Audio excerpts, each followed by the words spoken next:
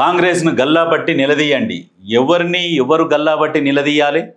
కేసీఆర్ మాట్లాడుతున్నాడు, ఏం చేసినావు 10 సంవత్సరాలల్లా? 3 ఎకరాల భూమి ఎక్కడ పోయింది? దళిత ముఖ్యమంత్రి ఎక్కడ పోయింది? ఇంటికో ఉద్యోగం ఎక్కడ పోయింది? అమరుల కుటుంబాలను ఆదుకుంటామన్న అమరుల కుటుంబాలు ఎక్కడ పోయా? KG to PG ఉచిత విద్య అన్నావు, ఎక్కడ పోయా? నువ్వు ఆరోగ్యశ్రీనే తొక్కిపడేస్తేవి.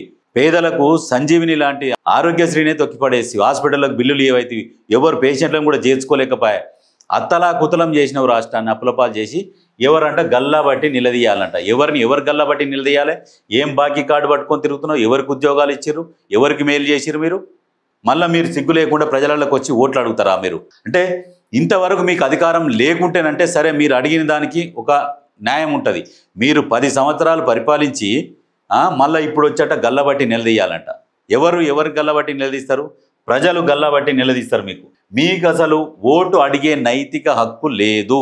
ఇది గుర్తుపెట్టుకోండి. ప్రజలారా ఆలోచించండి. ఎందుకంటే వీళ్ళు 10 సంవత్సరాలు పరిపాలించి సరే ఒక్కసారి కూడా అధికారం చేపట్టలేదు అంటే సరే, వీళ్ళు అడిగిన దాంట్లో న్యాయం ఉంటుంది. కానీ 10 సంవత్సరాలు అధికారంలో కూర్చొని ఏం చేసిర్రు? ఆ కాళేశ్వరం ఒక్కటి కట్టిర్రు. ఆ కాళేశ్వరం కడితే అది కూలిపోయిన కాళేశ్వరం అయిపోయాయి.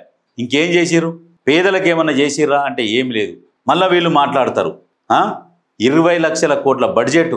సరే, మన బడ్జెట్ 2 లక్షల కోట్లు, 10 సంవత్సరాలలో అదే 20 లక్షల కోట్లు. మరి మిగులు బడ్జెట్ 1.5 కోట్లు, అప్పు 8.5 లక్షల కోట్లు. అది 30 లక్షల కోట్లు 10 సంవత్సరాలలో. 30 లక్షల కోట్లలో ఉద్యోగాల జీతాలు తీసేయి, ఓ 10 లక్షల కోట్లు తీసేయి, ఇంకా కాళేశ్వరం తీసేయి. అన్నీ తీసేసినా కానీ లాస్ట్కు ఇంకా 10-15 లక్షల కోట్లు ఏమైనాయి? ఎక్కడ పోయినాయి?